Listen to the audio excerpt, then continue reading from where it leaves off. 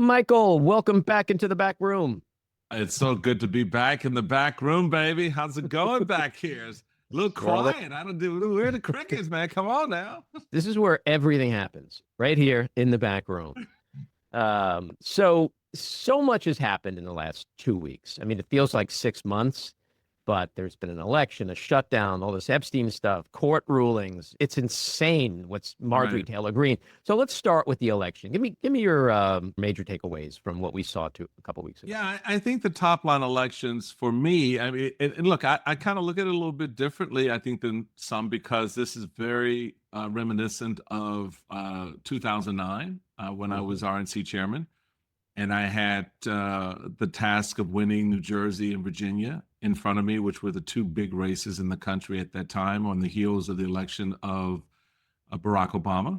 And what that would mean at that point, the president had already launched a number of environmental initiatives, started talking about healthcare, and started laying up some policy narratives that were test cases, if you will, for messaging and operationalizing your campaign ground game to see if you can turn out voters around these issues. And so in that respect, there were some similarities, but not many. But the fundamental difference was, in this case, the economy, affordability, those things that sort of struck people at their kitchen table. In fact, in many respects, an extension of the 24 election. So it allowed Democrats the opportunity to message the affordability issue, from, Mondami to, Mikey Sherrill. You had, this ability to sort of sit with people at their kitchen tables. And I think the Democrats did a very effective job of that. And they translated that, Andy, to their grassroots operation, their turnout. And we saw the results of that because they recognized that among the electorate, there was beginning a shift. Those voters who aligned themselves with in 24 to Trump, particularly younger voters, male voters, Hispanic voters, peeled back their support because it's one thing to have Donald Trump tell you, we're going to lock up all the criminals and deport them. And it's another thing to see ICE, jackbooted thug ICE agents come take your abuela away from you on her way from the grocery store. Resonates very different. And I think that that's something that, as a top line, along with the affordability narrative, moved the American voter in a way that gave Democrats an astounding set of victories up and down the line. Even when you look at Prop 50 in California, where there was no human being on the ballot, as people were saying, that had a resonance with voters. This idea that, okay, you want to rig the election, we're gonna match you. We're gonna find a way to defeat that effort. I think that's an important setup for going forward. And speaking of Prop 50, there's been a really ironic turn of events with this whole gerrymandering thing, with this court ruling over the Texas redistricting. And it could end up being the biggest backfire ever, where Texas doesn't do shit and California still gets to do it. I mean, think about that outcome. That is, look, when you as they say, FAFO, baby. And there's a whole lot of finding out going on right now for Republicans. Look, when you follow a guy who has no political interest in your survivability, but only has that interest in his own, you run into these types of outcomes. The court ruling in California is interesting because it should be noted, the Supreme Court has historically not weighed in on these types of decisions because they see them first and foremost as within the purview of the states, and secondly, political. And so it's going to be, the Roberts Court is going to be hard pressed to overturn that ruling by the federal court, lower court. And so you're absolutely right. You can have a situation where Texas can't do it, California will do it, And they're not undoing it. and they're not undoing it. But here's the other thing to keep in mind, which again, this is something my party has lost sight of in its zeal for power, its lust for grift. That at the end of the day, voters are going to vote. And you have no damn clue how they're going to vote. I can guarantee you that the polling that the party was fed going into the elections that were held earlier this month shed two pieces of light on them. One, that the races were going to be close, and two, that the voters were moving away from them. But in their zeal to perpetuate the grift, meaning we're still going to feed the line of bullshit to people to get them to write the checks, to still pony up their cash. It's not about turning out anymore. It's about grabbing the cash. That put them in a position of weakness relative to what was going to happen at the ballot box. When you scale that out, Andy, and you look at Texas, yes, you created 5 new red districts. And for folks who are listening to this, I just did air quotes around the red districts. Thinking that these are going to be absolute winners for the GOP, that you're going to absolutely pick up these 5 seats. No, you're not. You're not guaranteed that, because now you have evidence that shows you that the base vote that was with you in 24 was not with you in 25, and likely, given the trend lines, won't be with you in 26. Yeah. So plus the liberals that you pushed out of these districts, they're going into other districts, and who knows how they're going to vote and sway the outcome of that district. Exactly. You move the pieces on the chessboard, and if you've ever played chess, when you move a piece, it does have an effect on the other pieces. It does impact which way they go next, and so that's the lesson of politics, which is why, going back to when I was a county chairman, in a very difficult, Democratic county, trying to get 58,000 Republicans energized in a county of 800,000 people, and more importantly, trying to get those other 700,000 Democrats interested in what we were doing. I had to make a case. If I had an issue with the policies of the administration, at that time, and that's in the state, the governor was Glendening, then I had to make the case. And the party has stopped making the case to the American people. Where is our health care plan, since we don't like Obamacare? Where is our environmental plan, since we think there's no such thing as global warming? Well, Michael, to be fair, it's only been 15 years. Dan, you're right. I forgot about that. You are absolutely right. Got to give them a little time to come up with this plan. The Fox News poll that came out this week, they asked voters, if the midterms were held today, who would you choose? And Democrats were ahead by 14 points. That's astounding. So we had a little joke we talked about this on my show, the Weeknight, last night with Cornell Belcher, and we had Simone and I were joking in the break, and she was talking about how polls are a snapshot, right? And I we just kind of laughed about this concept, but the most important thing about that poll was not so much the numbers around Trump's popularity. I mean, it's 37, 38. Yeah, we don't like him. But it was the generic ballot. Mm-hmm. And I can tell you, as a strategist, chairman, operative, all that stuff, that number is a scary ass number, because that means that voters prefer someone they don't know, someone they've not heard of. They'll take Clint Eastwood's chair over anyone you're putting up. Mm-hmm. And that's a big problem. When that generic number gets into double digits, you're looking at potential wipeout scenarios. Now, Everybody put their pants back on, take the party hat off, and settle down, because we are a year out from anything like that happening. What that polling is meant to do now is to give you a sense, coming on the heels of the recent election and several of the actions this president has taken during that time and before, what voters are thinking and feeling. So yes, in one sense, it is a snapshot in time, but it is actually a little bit more than that.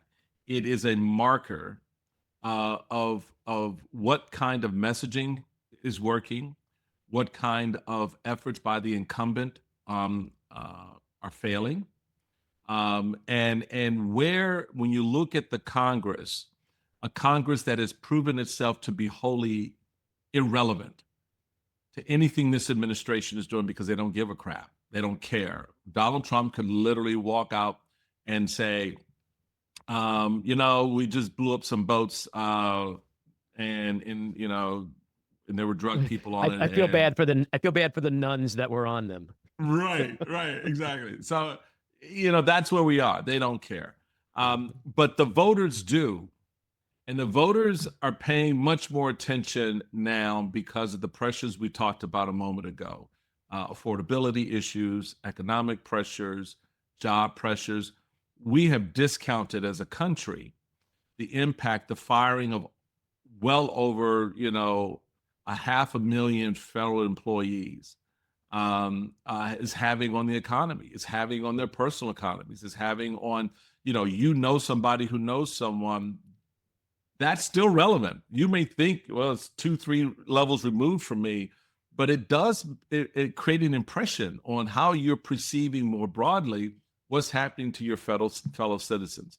So all these things factor in right now, and that generic number is a reflection of those things, and gives you an early warning sign of what potentially could come. Now, again, I go back and say, we could be in June of next year, of 26, and the generic ballot is a single-digit number. Democrats may be +6 or +8.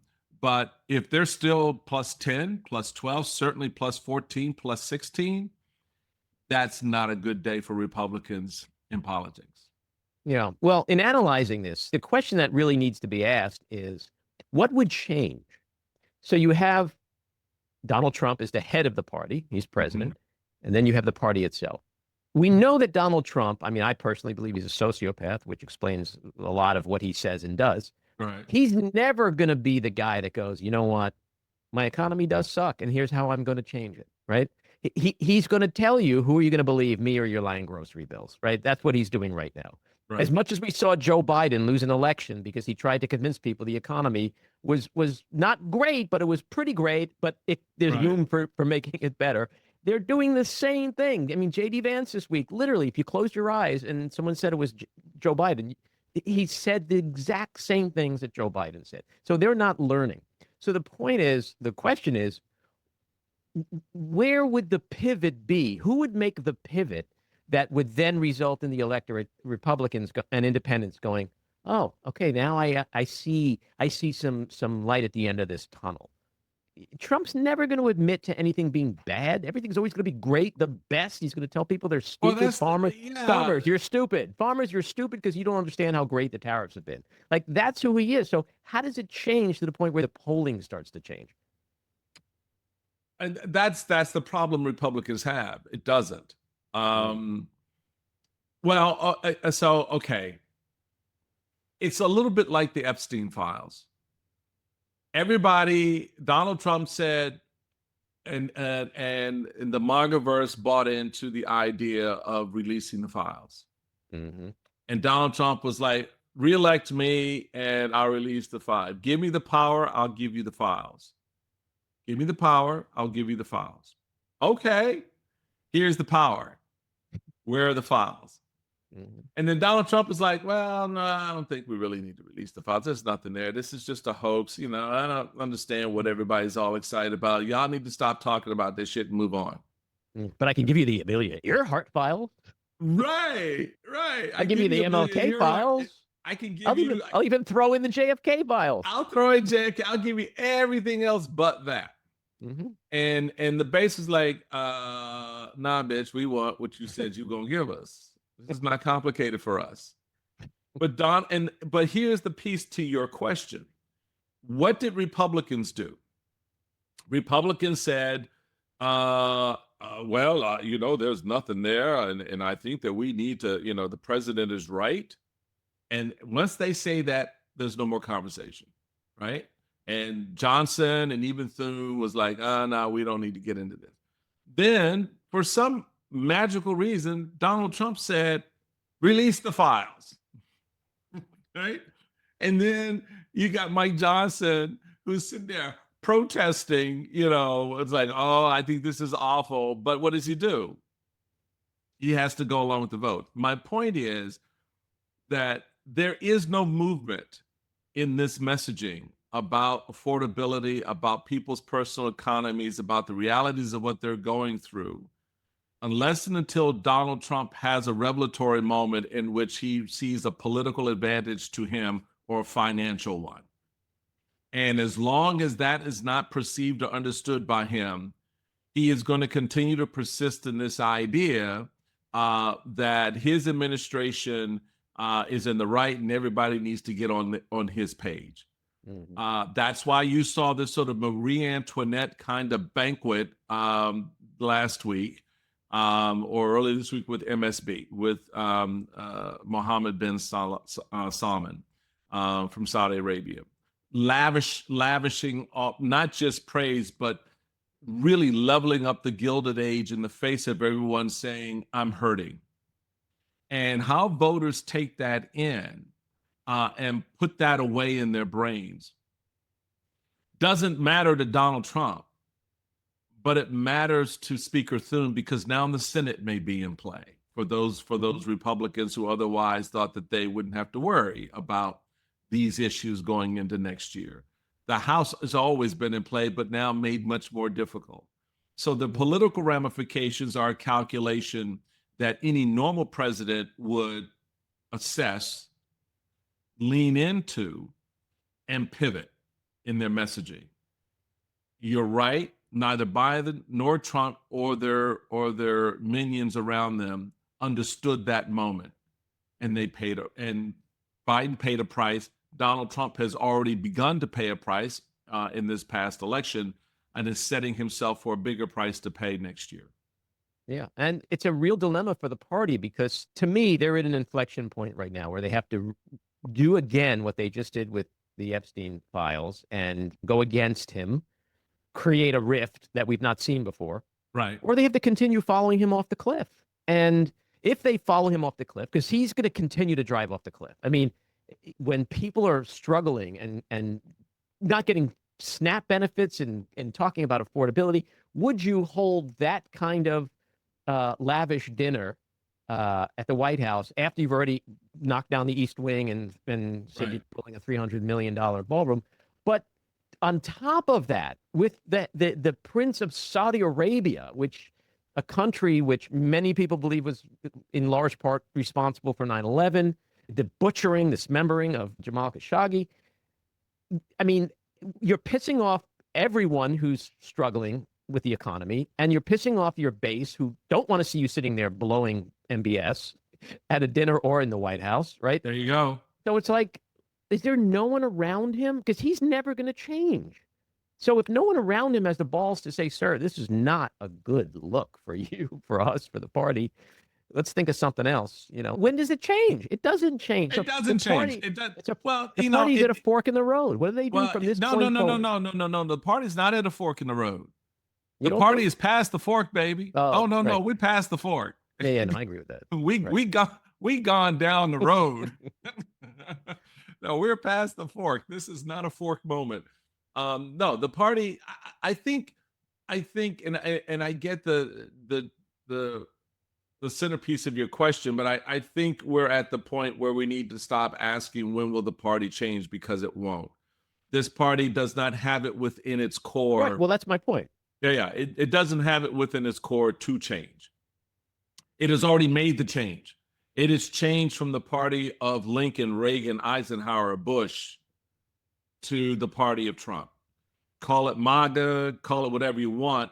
It has taken on the persona of the Mad King. And it has bought into its baser instincts. The party has always wrestled with its cultural self and its darker self. And when those two things align the way they have, you have a party that doesn't blink an eye when its messengers and its leaders cohort with a racist like Mr.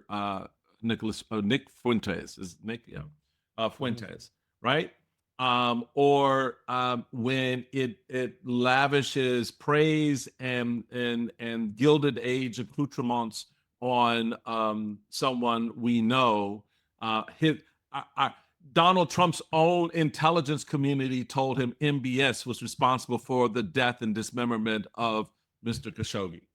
His own. This wasn't Joe Biden's CIA. This wasn't George Bush's CIA. It wasn't Barack Obama's CIA. It was Donald Trump's own intelligence telling him what happened to that man when he walked into that console. And Donald Trump ignored it because Donald Trump interests lie not in the justice for Khashoggi, but for what he can get out of MBS for his sons and the empire that he's trying to rebuild. He's got hotels and golf courses, Live Golf Course. That whole bullshit is all MBS money. And you think Donald Trump is going to F with that? Hell no. So the party is not, and the party is in no position to stop that. They are as much the beneficiaries of the grift as Trump is, and they're not giving up the cash. Everybody's cutting their deals, and in the meantime, principle, policy be damned. And so we're past the point where there's any recovery here.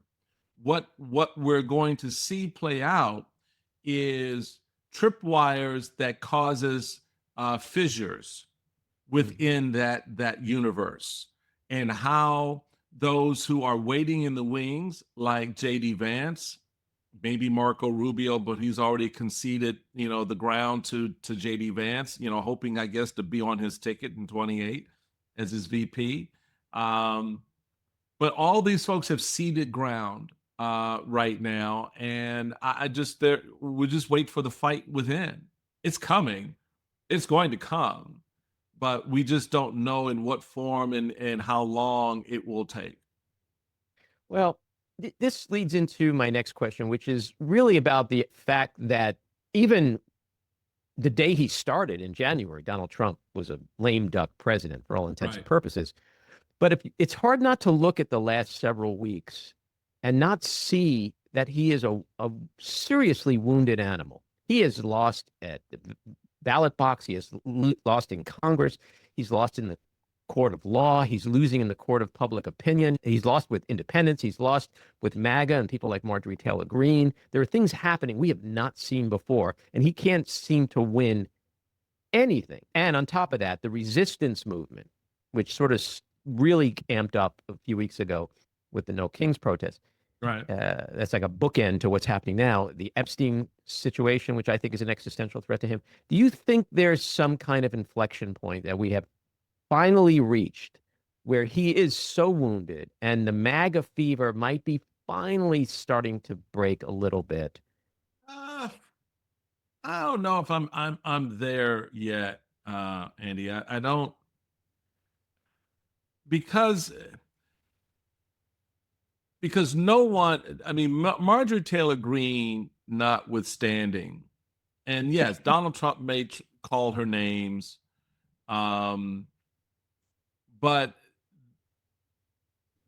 there hasn't been a break. Look, what is Marjorie Taylor Greene pushing? She's pushing the Epstein narrative. But she's not pushing on any other policy narratives. Well, she's gone against him on the economy, on the shutdown, on inflation, on the Iran bombing, on Israel and Gaza. She's She's pushed back a lot these last years. Well, okay, all right. So, but I guess my point is that is there a movement behind her that she's kind of leading in that direction? Are Mm. there other voices hearing hers who stand next to her and say she's right? I'm with her. Um, I haven't seen that. I get the lone voice. There's always been the lone voice at some point that sort of popped up and said Trump crazy as hell, stay away, right? Warning, Will Robinson, warning, right? You always had that. But what I'm looking for is what are the real signs of movement? Mhm. And even when you're looking at the polling that you referred earlier, his numbers are still in the 70s with his base, Mhm. right? And so there is still this holding on to the thing that got you into the dance you were otherwise not invited to, and they're not going to Well, let. independents helped get him into that dance, and they ran for the hills already. They ran for the hills, and that speaks to a broader narrative. But we're focused on what's happening inside MAGAverse in the Mhm. Republican Mhm. Party, Mhm. and so I'm looking to see with Marjorie Taylor Greene, Massey, and others, if they're able to form an alliance around other issues that are coming down the pike in such a way that they create within that caucus in the House, for example, or more broadly between the two chambers, a pressure point that Donald Trump has to pay attention to. Because Mhm. Donald Trump right now is really good at the one-off.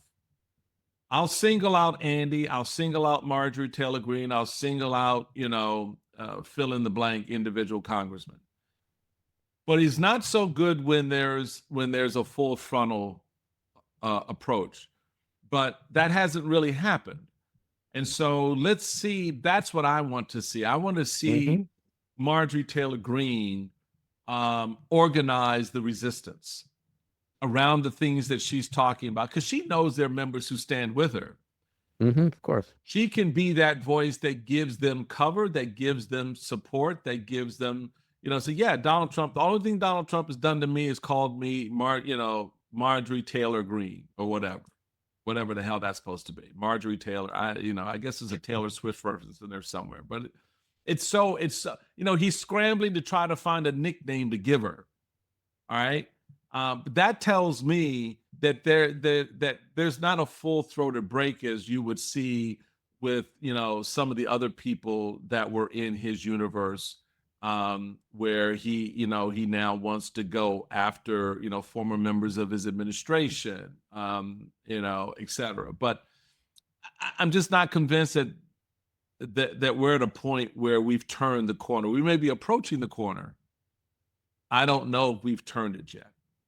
Yeah, no, that's an interesting assessment and a fair one, because that's the big question is like, where does this go from here? Right. People have always said Trump's a bully, right? So if we're in the schoolyard, he finally got punched in the face. Yeah. Marjorie Taylor Greene punched him in the face. Yeah. He didn't really do much. He started crying like a little baby and started attacking female reporters. Right. So That's it. The question is, does that embolden other people to go up to the bully There and it punch him in is. the face? That's it. Or to your point, is it just like a one-off where maybe a month from now she's back in his good graces like Elon Musk is back in Trump's good graces? There Like you go. That's what I'm talking about, because the bully analogy is the one that really works. When you have that one kid in the schoolyard that punches the bully back, and the bully is initially shocked by that because he thought he had control over everybody, but he hit a tripwire for some reason on some issue. Maybe it was too much for this one individual. Maybe it cut too personal, whatever it was. But they struck back. Question is, everybody else who saw that, watched that, do they now realize, oh, we can smack this guy, we can hit back, right? And recognize the power of not just one, but the power of many to do that. And that's something that a number of us have been emphasizing to the law firms and to the media and to Right. the universities. Get off your lazy ass, organize yourselves collectively, and recognize that, yeah, you can smack this guy.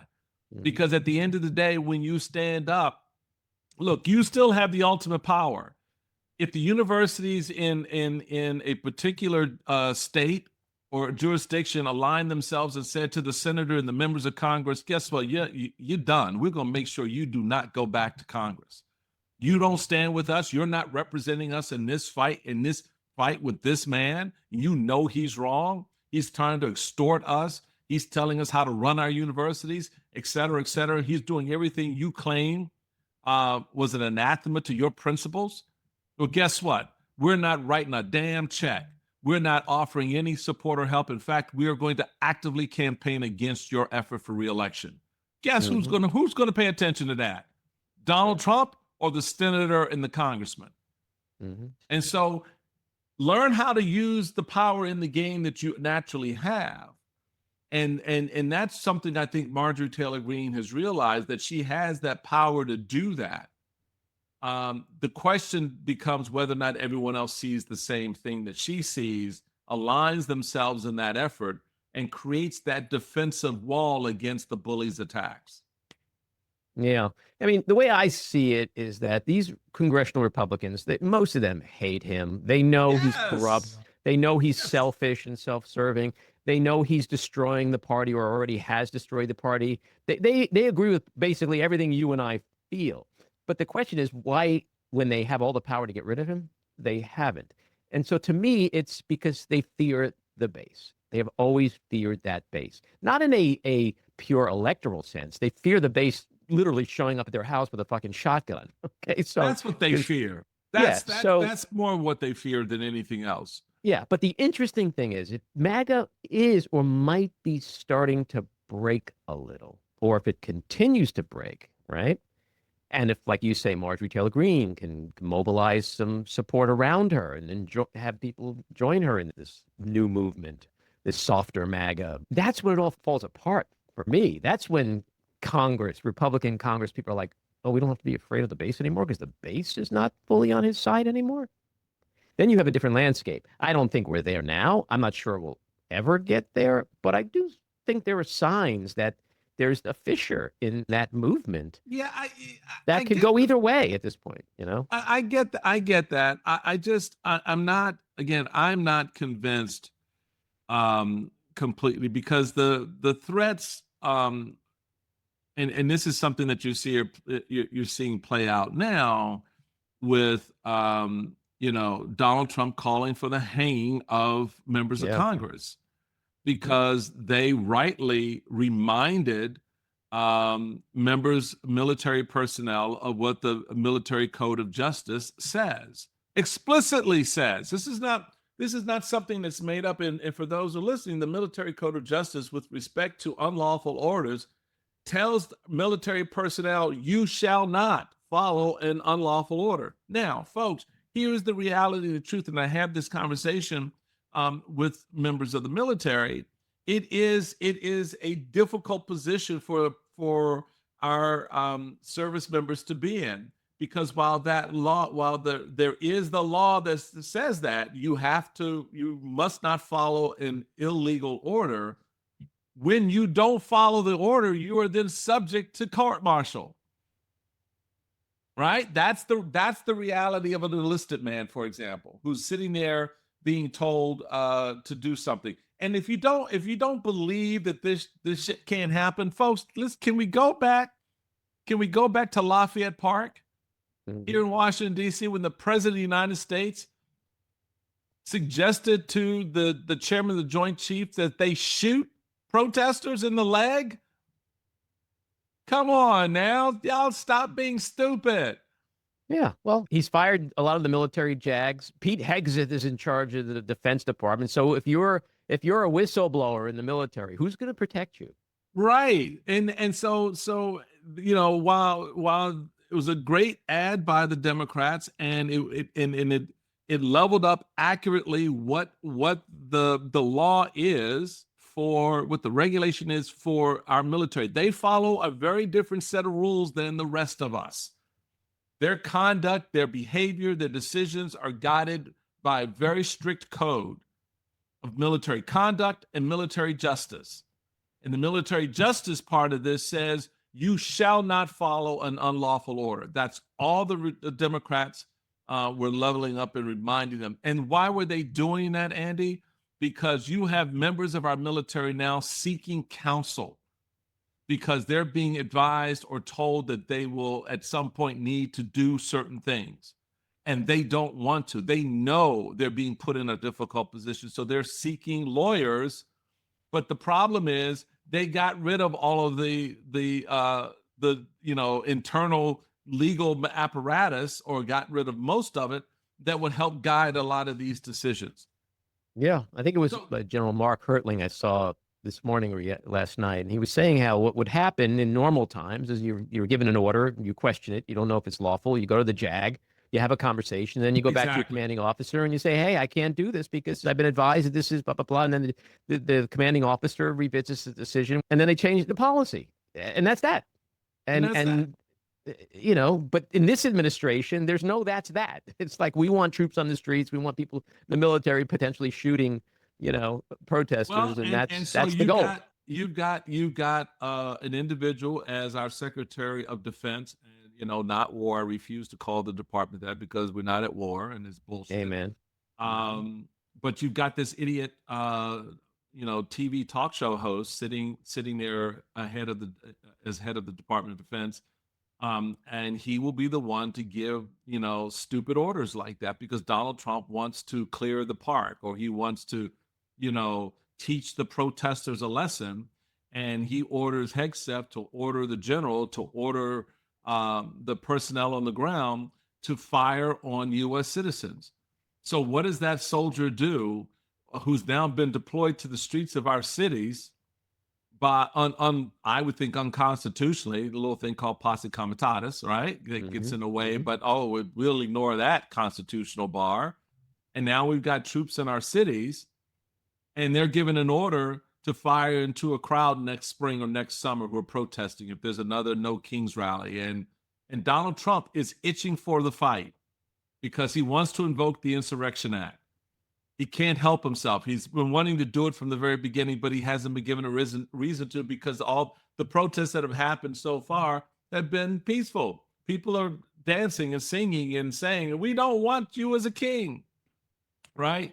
They're not angry. They're not setting cars on fire. They're not doing that. And they can't infiltrate those fights because people have gotten better. The organizers have gotten better at sussing out who the troublemakers are, right? And so when there is no fight that triggers you to act a certain way, I think you become more dangerous, because then you start looking for little things that you can go after.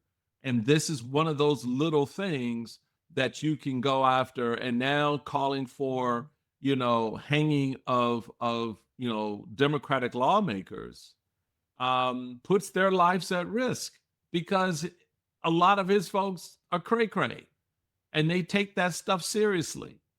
And we know that because we have testimony from them say, well, Donald Trump told us to come to Washington. Donald Trump told us to go to Capitol Hill. Donald Trump basically said it was okay to do what we were doing. Do you think on some level that those Congress people, Democrats, produced that video in large part because they knew that it would just get under his skin and make him crazy and do weird shit? And then force the Republicans to show that they're not going to go against him and stand up for what's right? Like, do you think it's more just a ploy? Okay, I'll be straight up honest. I don't think Democrats are that strategic. Republicans would do that. The Democrats did that because there was a nobility to it.